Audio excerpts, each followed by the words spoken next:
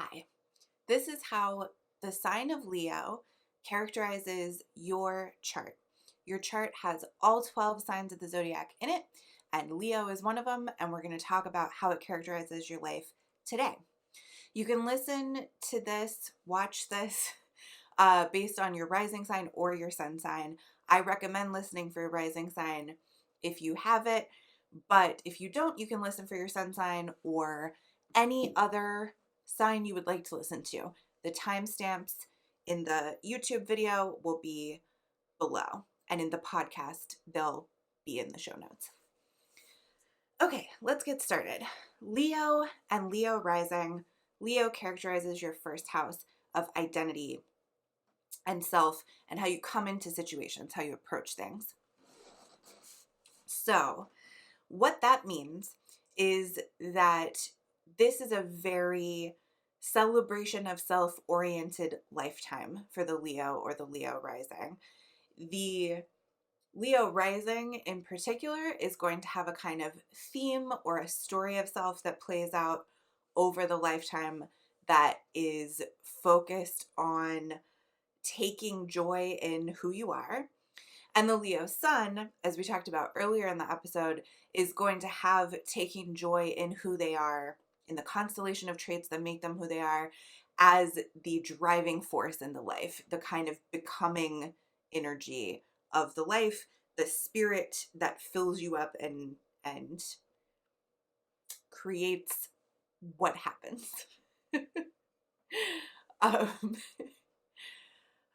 Last time I did a lot of side notes about how inarticulate I am sometimes when I'm improvising. I'm going to try to minimize that this time, but it's very tempting to constantly call out how inarticulate I'm being. Okay, so Leo and Leo rising, experiencing the life really centered on and focused on enjoyment of being who you are. As we talked about earlier in the episode, there's a lot of different presentations of this, from being very sort of ostentatious and vibrant in the way that you appear physically, to simply having a kind of presence that people are drawn to because of its warmth and its vibrancy. Your seventh house is Aquarius. We will talk about that in the next episode in more detail, but the polarity that you contain as a Leo or a Leo rising is this Leo Aquarius polarity of celebration of the self and of celebration of the collective, or awareness of the collective, or responsibility to the collective that you find in Aquarius. Always important to remember that whatever sign we identify with, we contain the opposite sign as well. We may just kind of not identify with it as much. So when a Leo is looking for more balance in their life or in their Leo expression, it can be helpful to reach out for some of those Aquarius themes of responsibility to the collective and celebrating the group as opposed to simply the individual, and understanding the ways that those things are connected. Okay, I'm thinking about what else I would like to say to Leo and Leo rising. We've talked a lot about this stuff that I would focus on the most for Leo and Leo rising in the rest of the episode. The constant work to be enjoying who you are, celebrating who you are as if you're looking at a child you're raising and being excited about who they're turning into, but it's you. You're excited about who you're turning into. And then when that gets kind of captured by the survival mind, it becomes, I need other people to tell me that I'm great, instead of I find my understanding of my own greatness within myself.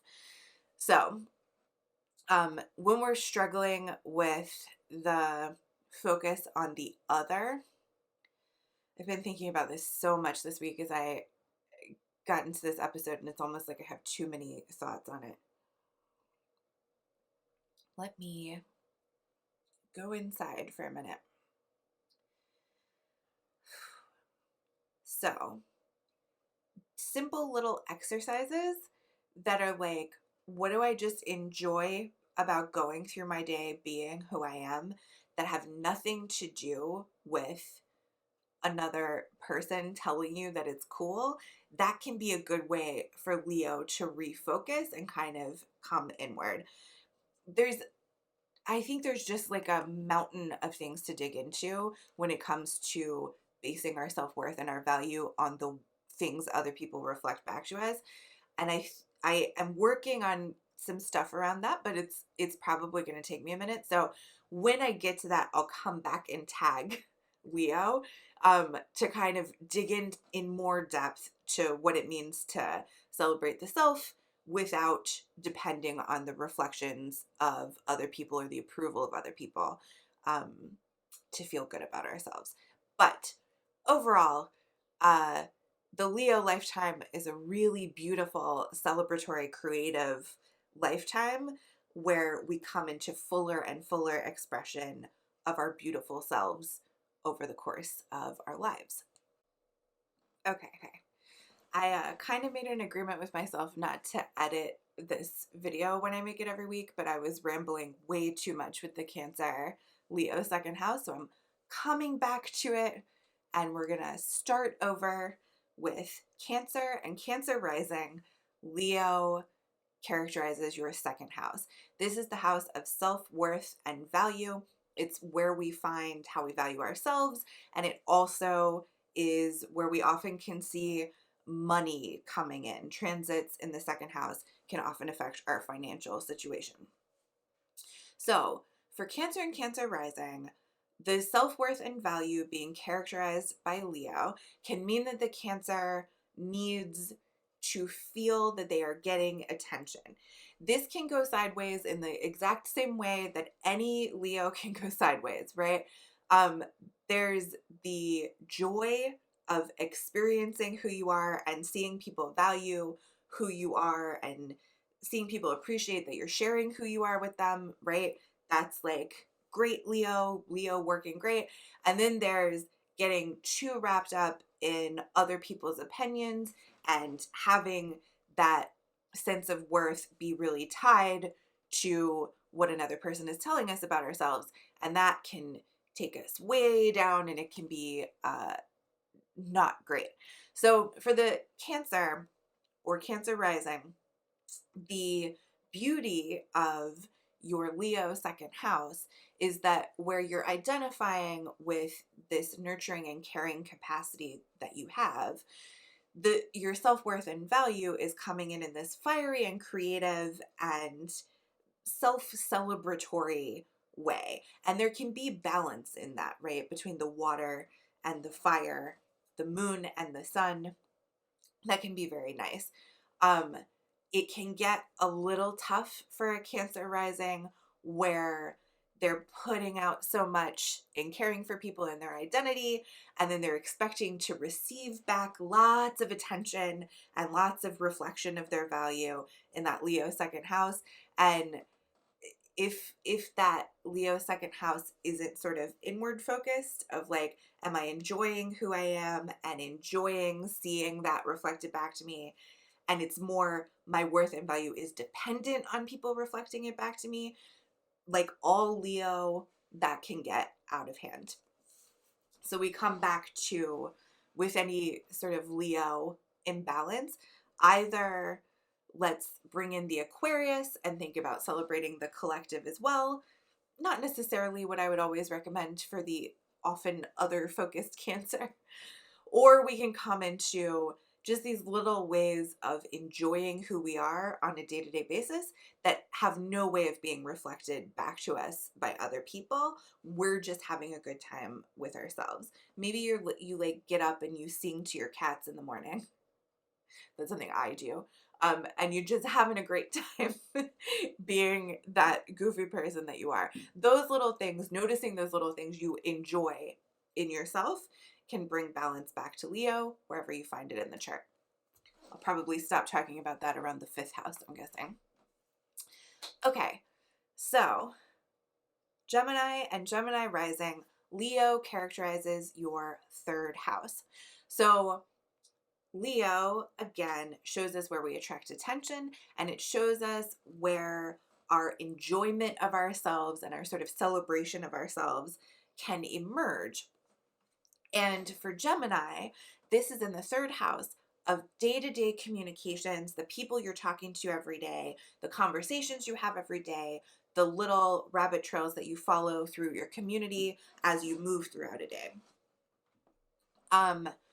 There's something that intuitively makes sense about that for me. Third houses are often difficult to explain, but I feel like for Gemini, because Gemini energy kind of aligns with the third house, experiencing like creative joy and self-expression in that daily communication makes a lot of sense for Gemini.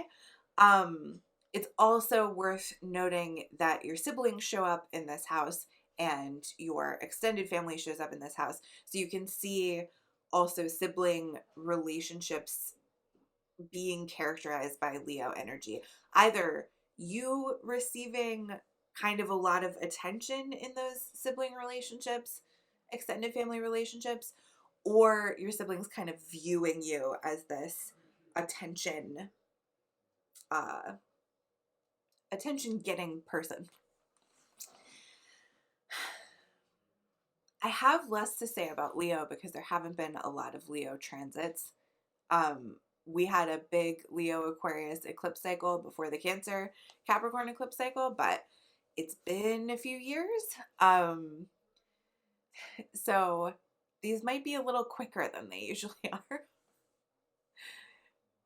Yeah, but I think that about covers it for our Geminis. Leo is characterizing your third house of daily communication, and the celebration of self that you experience as a Gemini can kind of emerge in that part of your life, the way that you find yourself communicating with people every day. And even in your sibling relationships. There's always a little balance there. Okay, so Taurus and Taurus rising. I'm going to take a sip of coffee real quick. Okay. Leo characterizes the fourth house for Taurus and Taurus rising. This is the house of our origins, our family, and our roots. I said in the last segment that the fourth house is the origin of kind of everything else in the house. The fourth house is how we experience our childhoods, which then blossoms out into our identity. It blossoms out into the way we show up in our 10th house, identity in the first house, the way we show up in the world, our reputation in the 10th house, the way we relate to partners. It roots everything. Yeah, I mean, some people would talk about the way that you were born being characterized by your first house, but still, the fourth house is the root of everything. So for Taurus or Taurus rising, we are rooted in having received a lot of attention in our childhoods. Now that can be good attention. It could be that you were very praised throughout your childhood. It also could be critical attention. Leo doesn't necessarily mean that we're receiving positive attention. It just means that we're receiving attention. And so, but there is something about the Taurus personality that kind of emerges out of, like, I'm not worried about getting attention. That sort of chillness of Taurus. It's a function to me in the way I interpret the Taurus personality of like attention, fine. Like I'm rooted in attention. I feel comfortable in the amount of attention that I have received.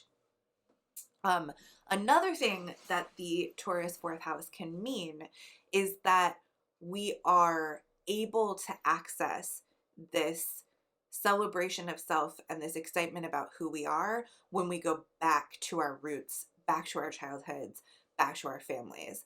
An example of how this has worked for me in a way that really surprised me is that my career in astrology, such as it is, my pursuit of astrology seriously, and my relationship with my family and my connection to my family have progressed alongside each other. Like when I go back to how to express myself authentically, I'm always going back to how I was raised, to my relationship with my parents, to uh, what my family is, and what my family's struggles have been, and how my life represents continuation of that struggle. Like I'm just constantly, my self-expression and my roots and origins really are linked in ways that I cannot untangle in any way. Um, yeah, there's just a lot. Family and creative expression are connected for Taurus. There's different ways that that could show up, of course. There are undoubtedly Tauruses who go into like family lines of work that allow them to express who they are, that kind of stuff. But it's very, very linked, family and creative expression for a Taurus or a Taurus rising. And as a Taurus, untangle conflicted, difficult feelings about childhood, creative expression kind of blossoms. Now, this isn't our fifth house. We have a Virgo fifth house. So there's a different Leo in the fifth house. They both have something to do with creative expression. But Taurus can really benefit from understanding that the way that they are rooted, the way they experience childhood, and the way that they celebrate who they are and experience the joy of that, those things are extremely connected. Aries, and Aries rising is a Leo fifth house. The energy of Leo characterizes your house of creative expression, sexuality, children, and fun. Now, I just said there are overlapping themes between Leo and the fifth house. Leo is the fifth sign. The fifth house is the fifth house. And so creative expression,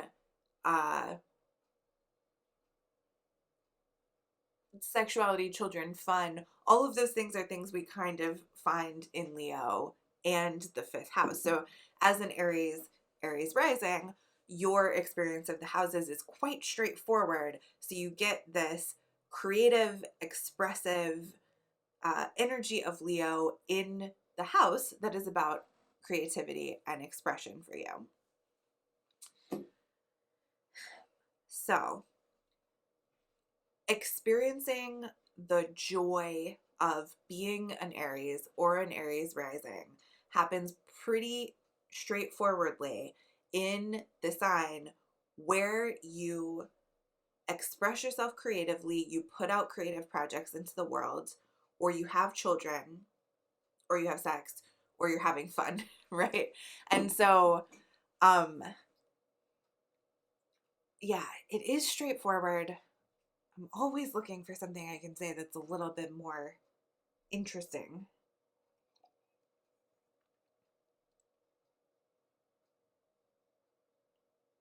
I don't know, guys.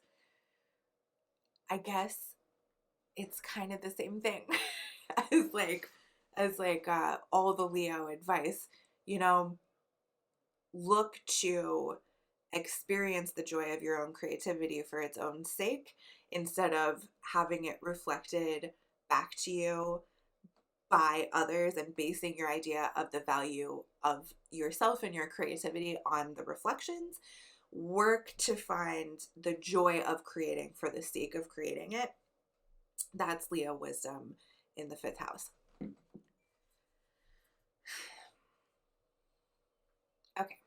Pisces or Pisces rising, Leo characterizes your sixth house of service, of the habits that contribute to our health, like how we eat, how we exercise, what kind of substances we consume. And it represents service. So we often find our employment situations in the sixth house because we are in service to someone else's goals and needs. You also would find any like volunteer work, that kind of stuff in the sixth house. So sometimes when I think about the Leo sixth house, I think about the way we often associate Pisces with um, addiction and the visibility of Leo. So addictions often can show up in the sixth house because of the habit contributing to health kind of a thing. And it's almost like in Pisces, Leo makes that like pop out. It's like if you are struggling with any kind of addiction as a Pisces, is a little more visible than it might be for some other people because Leo is characterizing that sixth house. Another thing that I think about the Leo sixth house for Pisces is the fact that in my own life, there is no reason for this that I can identify astrologically. Leos and Pisces are always showing up together. Um, they're very different signs. Leo being super vibrant and attracting a lot of attention and fiery, and Pisces being very mutable and sensitive and out there. But I think about Pisces showing up to serve and balance Leo almost like there is this kind of balance that can come between those two signs because Pisces is so different than Leo. They're almost opposites, mutable water and fixed fire. And I feel like that's got to be why I see them showing up together all the same times, all the time in couples and in individual personalities. I'm constantly seeing Leo and Pisces together. Anyway, I'm talking about your fifth house, Pisces, or sixth house. So let me get back to that. So I guess when I'm thinking about Leo sixth house, I'm thinking about Pisces showing up in service to Leo. Pisces finding Leos that it wants to help and wants to bring gentle sensitivity to. I think that can have a nice balancing effect sometimes. I also think it maybe could get out of hand occasionally. So that's something to consider if you are a Pisces with a lot of Leo companions, that you might be showing up almost in service to them in a different way than like a seventh house relationship where it's a partnership. And I could see interesting things coming out of that. Not necessarily bad things, but it's worth rolling around. Another thing about the Leo sixth house for Pisces would be a capacity to bring real vibrance and presence to daily work, day-to-day habits, and a way of finding creative passion for who you are in your service to others. So that creative self-expression for Pisces might show up in the way that they are of service to other people. I feel like I'm being kind of weird because I'm used to recording it. Okay, I said I wasn't going to do a lot of asides. Okay, Aquarius and Aquarius rising. Leo is your seventh house of intimate partnerships and one-to-one relationships. So, as we talked about earlier in the podcast, Aquarius and Leo are sister signs. They represent each other's perfect complement and opposite. Leo represents the celebration of the individual, the joy of being an individual completely unique to yourself. And Aquarius represents the collective, the fact that we are both, we are individuals and also we're all the same thing. And in Aquarius, we really connect to the collective and we're aware of our responsibility to the collective, our our need to think as a collective, our beauty as a collective, right? All of those things are things that Aquarius owns. And so as an Aquarius rising, you're identifying more on that end. And in your partners, you're seeing more of the celebration of the individual. The exciting, fun individuality and creativity, you might externalize that a little bit more and look for it in the people that you are connected to an intimate relationship. But we always contain both sides of our polarity. So you have plenty of Leo enthusiasm and creativity and celebration of self within you as an Aquarius, and it can be helpful if you're ever feeling unbalanced to sort of recognize your ownership of those qualities, of being able to celebrate who you are and getting excited about who you are and enjoying who you are, and kind of reach into that a little bit to get a little more balanced. That being said, having a Leo 7th house means that you might have a lot of partnerships that are characterized by people who are Leo-like, celebrating who they are, creative, performative, leaders, that kind of stuff. It also means that, and I was just reminded of this today on Twitter, and I'm not going to be able to remember who said it, that you can see events in the life of your partner showing up in Leo. So when you have 7th house transits as an Aquarius rising, Leo transits and as an Aquarius rising, those might affect your partners, the people that you're close to. Very interesting. There's all different kinds of ways that this can show up for us. What else about a Leo 7th house?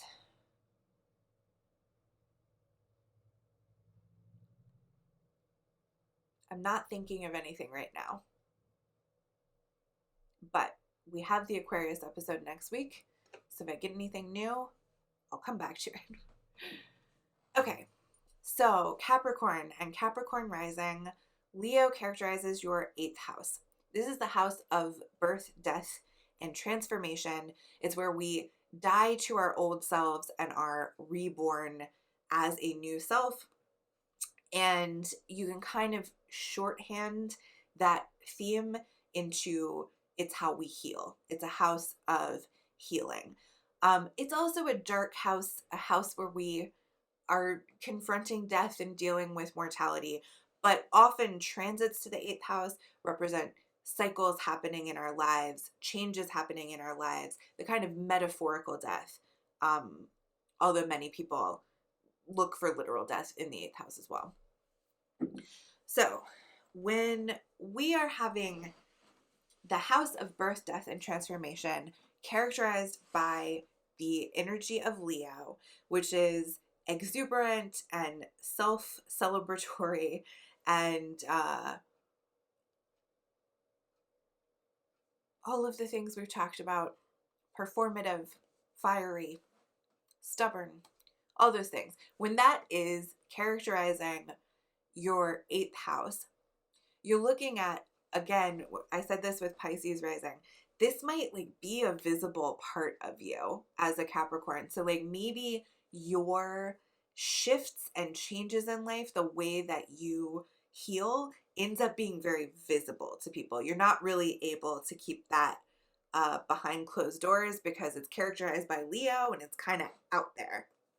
It also means that celebration of who you are as a Capricorn or Capricorn rising can come out of these difficult life changes, right?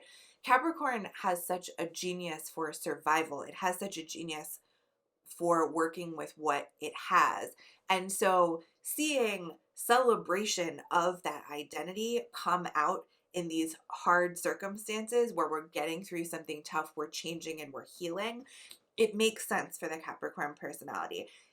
Being able to get excited about who you are as a Capricorn means being able to get excited about how talented you are at working through difficult stuff and at healing and surviving and moving through challenging times. And that's part of how we can understand the Leo 8th house for Capricorn and Capricorn rising. If you're a Sagittarius or a Sagittarius rising, if you're a Sagittarius or a Sagittarius rising, Leo characterizes your 9th house. So the Leo 9th house for Sagittarius means that this joy of self-expression, this joy of being who you are as a Sagittarius or Sagittarius rising, ends up showing up in the house where you are exploring and learning new things and traveling, experiencing spiritual growth and adventure. Again, you can see the connection between that identity as a Sagittarius and the excitement and joy in being yourself showing up in the house that is about all those Sagittarius themes. The joy of growth and the joy of expansion and the joy of learning new things is coming in with that Leo ninth house. Again, Leo can also characterize a part of our charts that's very visible. And so for the Sagittarius or Sagittarius rising, their pursuit of growth and adventure and spiritual heights, all that kind of stuff, those are visible things in them. They're out there for everybody to see with Leo characterizing the house. Scorpio. All right, if you're a Scorpio or Scorpio rising, Leo characterizes your 10th house of career and reputation. I'm just taking a moment here. So the Scorpio or Scorpio rising is rooted in the energy of Aquarius. We'll talk about that next week in more detail, but the childhood is experienced in a very sort of held back observational way, not very exuberant or performative or celebratory of the self, right? And then what that results in the Scorpio's public reputation as they grow up is that they end up being known for this way of sharing who they are that is very public and seen and Leonian. So right now I'm thinking of a Scorpio and Scorpio rising, a double Scorpio I know, who of course has the Leo 10th house and also has North Node in Leo. And so this is a person that means that's very emphasized for him, the Leo character traits. He's like a super Leo 10th house. So when I think about him, I think about the fact that in his identity, his Scorpio identity, you would really just don't know what's going on with him on a day-to-day basis. He's not like necessarily sharing very openly how he's feeling about things. It's not clear what's going on with him. But he is so ready to perform and to share who he is and to share his like sort of dark Scorpio self with the world. And he comes into his own as he allows himself to kind of perform in that way, to be seen and attract attention in his reputation. So this is maybe sort of a surprising thing about Scorpio. I don't think when people think about the Scorpio personality, they're always thinking about the reputation as being one that's very visible and performative and attention getting, but it definitely is part of the character of Scorpio that even though the identity doesn't show a lot and is very hidden, the public reputation ends up being a lot more like sparkly. Okay. If you are a Libra or Libra rising, Leo characterizes your 11th house of social circle and community. So this can mean that you find a lot of Leonian people in your social circles and the people you spend a lot of time with. Maybe it's a performative group. I'm thinking of like a group of actors in a Libra's social circle. That's just an idea. It doesn't mean that that's what's happening. But you know, people who are getting out there, getting attention. Leo 11th house for a Libra. Yeah, it also means that the place where Libra is experiencing the joy of being who they are, and the, you know, just the creative joy of being a Libra happens in their social circle and in their community. So they see uh, the loveliness of being a Libra kind of reflected to them best in their community, the people that they spend time around in a group.